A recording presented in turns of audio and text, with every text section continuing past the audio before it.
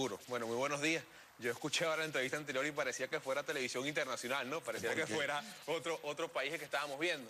No hay nada más enfermo en nuestro país que el sistema de salud.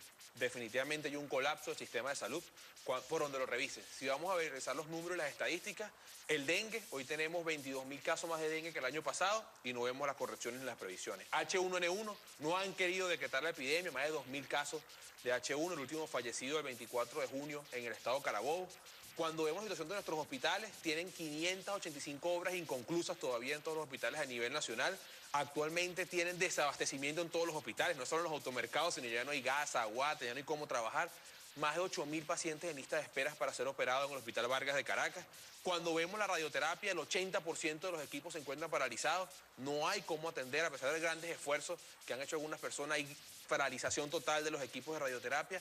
Cuando revisamos el sistema de salud, vemos como Coche lo paran y Maduro estuvo ya en febrero, lo intervino. Entonces ya está otra vez el hospital de Coche paralizado y los pacientes en la calle.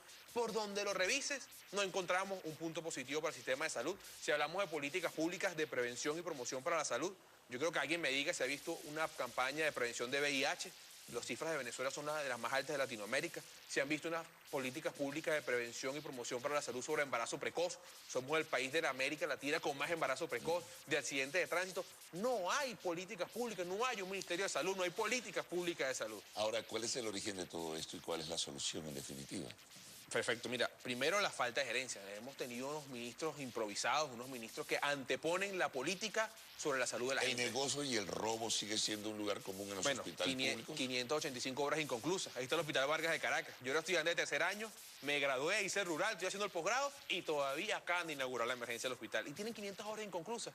Mientras veamos la política como un negocio y mientras los ministros pongan por encima la política, la politiquería y las diferencias políticas sobre la gente, vamos a seguir muy Pero mal. no dicen que tienen los recursos, que los otorgan, compran material médico quirúrgico. ¿Y dónde está ese material médico quirúrgico? Pero lo dicen, pero cuando tú vas a nuestros hospitales ves el drama.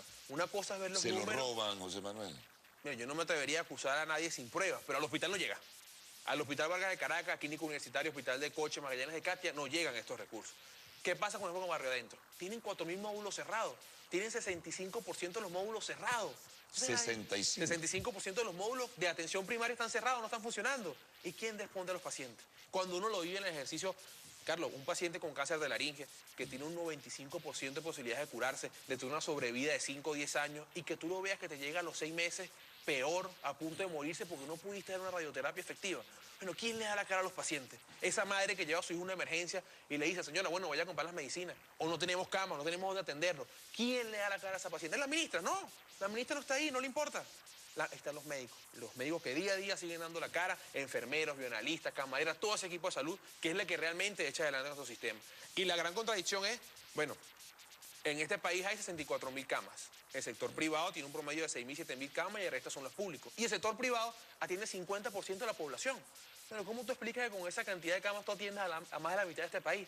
¿O es que acaso la gente quiere pagar? ¿La gente le gusta pagar? No, vamos a competir con el sector privado. Sí, yo estoy de acuerdo, vamos a acabar con el sector privado, pero con servicio de calidad. Ahora, por cierto, con esta situación que surge con el nuevo esquema tarifario, en fin, ¿cuál puede ser la consecuencia de todo ello? Nombraba un reportaje publicado hoy en el Universal realmente inquietante sobre el futuro de la medicina privada en el país. Mira, ahí hay dos cosas. El componente político, que es generar una crisis en el sistema para no hablar de lo público, sino empezar a hablar de lo privado, desviar la atención. Y el componente de querer destruir el sistema que invierte. Te voy a dar otro ejemplo. El PET. El PET es un estudio moderno, de oncología moderna, muy avanzado. En el país solo hay uno público, en el Hospital Universitario de Caracas. Y está malo desde diciembre del año pasado. Imagínate. Entonces, ¿cómo queremos competir con el sector privado si ellos sí tienen los equipos funcionando? Si ellos sí les funcionan, pero nosotros no los tenemos funcionando. La regulación es una simple estrategia para destruir el sector privado, para acabar con la inversión tecnológica en medicina en este país. Y yo sigo insistiendo, ¿vamos a competir con ellos? Sí, pero con medicina de calidad. Que vamos a tener un país enfermo si no está allá. No, ya tenemos un país enfermo. Definitivamente esto es un país enfermo con todas las cifras alteradas. Nuestros niveles de vacunación, Carlos, son los más bajos de Latinoamérica. Nuestro nivel de comparación es Haití. Pero la gente se pregunta, ¿con tanto dinero? Esa es la pregunta que nos hacemos todos los días los médicos. Que se ha hecho hecho ese dinero para invertir en salud pública? ¿En qué lo invierte? ¿Qué están haciendo? Y no es muy difícil. Mire, ministra, usted lo que tiene que hacer es revisar los estándares internacionales, no tiene que inventar nada. Todo está escrito. Por tantos habitantes, tantos hospitales, tantos habitantes, tantas máquinas, todo está hecho. Simplemente no le has dado la gana en 14 años, ¿no? Pues no pensemos que eso fue de ayer. En 14 años de hacer una inversión por la competencia, por la destrucción de un sistema con otro, por ver cómo hacemos para destruir lo que está y no unificarnos todos. Nosotros siempre hemos planteado, Carlos, el reencuentro de los venezolanos. ¿Cuál es el verdadero reencuentro de los venezolanos? Es que había antes, claro, que tú pudiste haber vivido, que la mejor medicina estaba en los hospitales, que ahí se veía el rico, el pobre, el de clase media, todos en el hospital. Recuerdo el Hospital Clínico Universitario, que era donde lo llevaban a uno. El Hospital Vargas de Caracas era centro de referencia de Latinoamérica, también. La maternidad era centro de pautas latinoamericanas. Ahí estaba la mejor medicina. ¿Y qué pasó? ¿Qué ocurrió?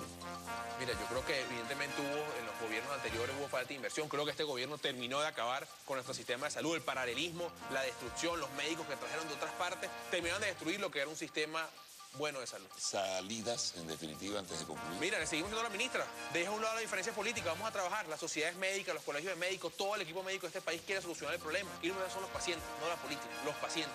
Nuestros pacientes que día a día van a una emergencia, que día a día buscan soluciones, esa es la prioridad. Señora ministra, deje a un lado la diferencia política, deje de hacer propaganda con la salud y vamos a ponernos a trabajar, a solucionar todos juntos, o tener un buen sistema de salud y bueno, hacer lo que nos gusta hacer, que es ayudar a nuestros pacientes.